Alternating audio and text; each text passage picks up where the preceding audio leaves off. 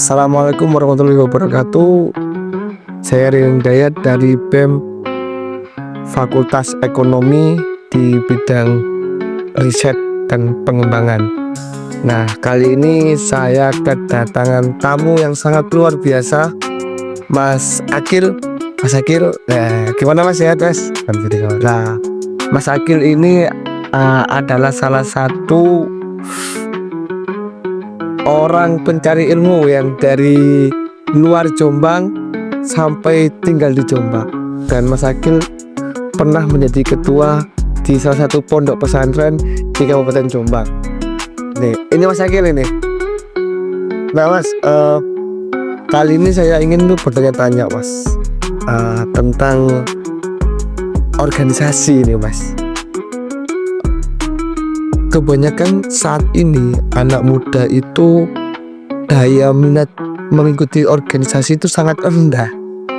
Nah, menurut Mas Akil ini, karena sebagai salah satu ketua pondok di Jombang ya kan, yang pastinya mengikuti organisasi juga.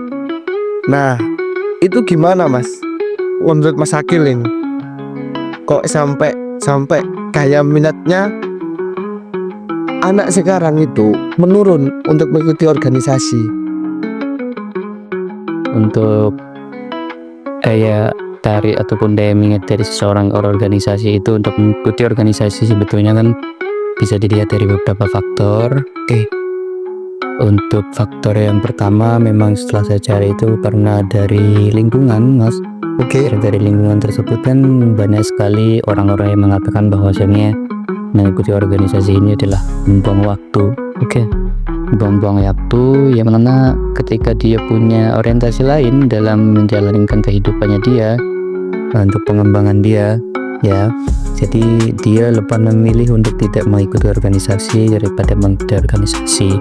Tapi memang ada plus minusnya untuk mengikuti organisasi atau tidak, karena dari segi kalau misalnya seseorang itu ingin memang mendapatkan yang namanya keinginan dalam mencari sosial ataupun mencari yang namanya relasi, yaitu memang langsung kita bisa mendapatkan itu lewat organisasi.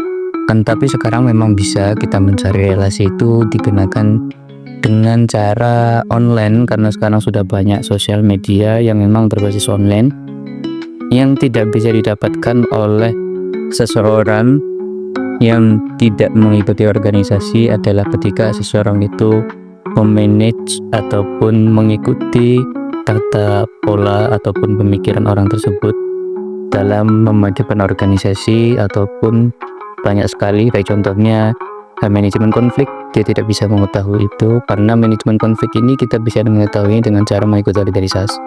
Karena rentan sekali orang mengikuti organisasi itu banyak ya konflik-konflik yang memang ada, itu internal ataupun eksternal itu pasti ada. Kemudian yang satu lagi faktor yang memang anak-anak ini tidak mau mengikuti organisasi adalah organisasi tersebut toksik. Berarti karena memang di dalamnya banyak sekali yang memang perkumpulan-perkumpulan yang tidak sehat, dia memilih untuk tidak mengikuti karena untuk menghindari itu. Karena selain itu juga dia lebih memilih tidak mengikuti karena untuk pengembangan dirinya daripada dia mengikuti organisasi justru malah nambah rusak. Ya, banyak sekali faktor-faktor yang nantinya bisa menjadikan anak ini ataupun seseorang itu tidak mengikuti organisasi, apalagi pada zaman sekarang ini dengan majunya teknologi dan inspen. Seperti itu. Berarti bisa dikatakan mengikuti organisasi ini itu pilihan ya Mas ya, pilihan dari setiap orang, karena saat ini juga ada dunia digital.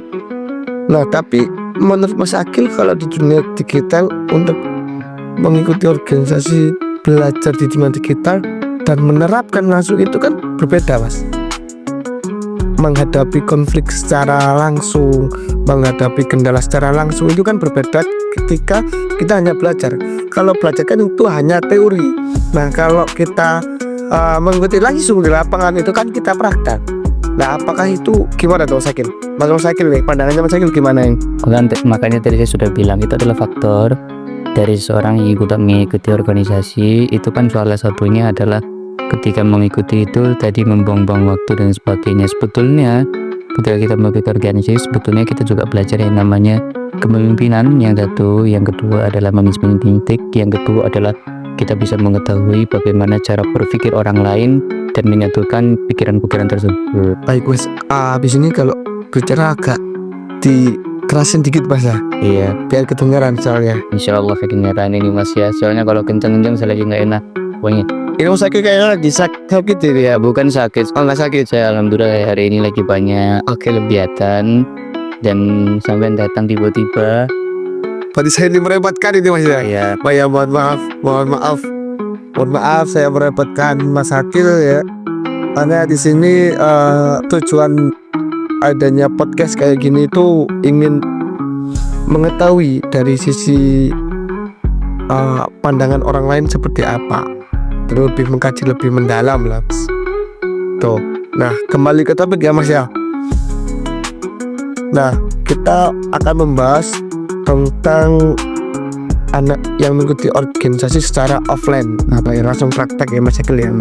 Nah, yang menjadi pertanyaan saya itu ketika dia sudah aktif dan sudah mengikuti organisasi itu, nah tapi di pertengahan jalan atau di pertengahan periode itu terkadang mereka itu mulai bosan.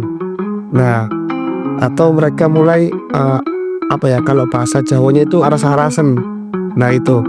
Nah, untuk menyikapi hal seperti itu gimana Mas Akil? untuk menyikapi seseorang yang tidak bersemangat ya organisasi, memang kita bisa dilihat dulu pendekatan dari seorang pemimpinnya seperti apa. Terkadang kan kita harus mengetahui kondisi dari anggota tersebut. Karena apa? Karena kita tidak bisa untuk memaksakan hal tersebut untuk harus kamu semangat, karena ya memang terkadang latar belakang itu juga menentukan terkait dengan pekerjaan dan sebagainya. Dan ini jadi salah satu faktor kita. Jadi saya lihat salah satu faktor kenapa dia tidak mengikuti organisasi, karena tadi dia di luar punya pekerjaan. Kenapa? Karena dalam pekerjaan itu kan juga dia secara tidak langsung juga mengikuti organisasi. Iya. Dan ada juga yang mengatakan tidak relevan untuk mengikuti organisasi. Sebetulnya bukan karena tidak relevan, memang kadang orang juga mengikuti itu karena mental juga, mental health juga, karena sekarang lagi banyak digaung-gaungkan seperti itu. Jadi menurut dia kalau dia mengikuti ini justru dia makin stres, akhirnya mental health dia down dan lain sebagainya, akhirnya kan dia lebih memilih untuk tidak mengikuti. Lalu kalau untuk semangat atau tidak semangat, balik lagi sebetulnya pendekatan dari seorang pemimpin dan motivasi dia untuk mengikuti organisasi ini itu apa. Berarti bisa dikat. Sebetulnya Was, jadi dulu saya sempat ada memang mengikuti seminar tentang keorganisasian. Jadi dulu ada pembicara, saya tanya seberapa penting sih organisasi ini untuk diri kita sebetulnya. Oke. Gimana Mas Akil? Kayak seru ini. Ya, Gimana ini Mas? ternyata kalau kita orientasinya untuk mengikuti yang namanya organisasi ini, itu sebetulnya banyak sekali yang bisa kita dapati Kak. Ya salah satunya tadi kita bisa mengembangkan diri kita lewat mengikuti organisasi ini. Kemudian yang kita dapatkan adalah salah satunya manajemen, bagaimana kita itu bisa mengetahui cara berpikir orang lain dan kita bisa menyikapi orang lain itu seperti apa. Jadi kita bisa tahu di situ. Ya itu pentingnya. Kemudian ada salah satu orang yang terkaya juga untuk mengatakan bahwasanya kalau pengen menjadi orang yang sukses, orang yang bisa menjadikan orang itu punya punya pengaruh, itu salah satunya adalah membentuk organisasi. Ya salah satunya yang paling penting adalah sekarang walaupun sudah tergantikan manajemen sumber daya manusia itu juga penting. Bagaimana kita memanage seorang manusia, tenaga manusia ini untuk dialokasikan dengan yang tempat yang baik seperti. Baik Mas Akil. Berarti bisa dikatakan pemimpin itu juga sangat berpengaruh dalam organisasi. Berpengaruh sekali. Karena pemimpin ini kan sebagai kepala. Ketika kepala ini dia merasakan ataupun dia tidak mau mengikuti ataupun yang lain, pokoknya dia tidak mau turun, akhirnya ya banyak yang dijadikan anggota-anggota ini yang tidak mau ikut karena alasan tadi, wong ketua saya juga tidak mau berkontribusi dan sebagainya.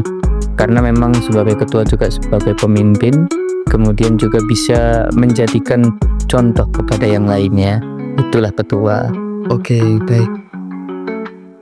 Mungkin itu saja Mas Akil untuk pembahasan saat ini tentang organisasi. Nanti kita sambung lagi di episode selanjutnya. Dan Mas Akil ya, terima kasih untuk waktunya.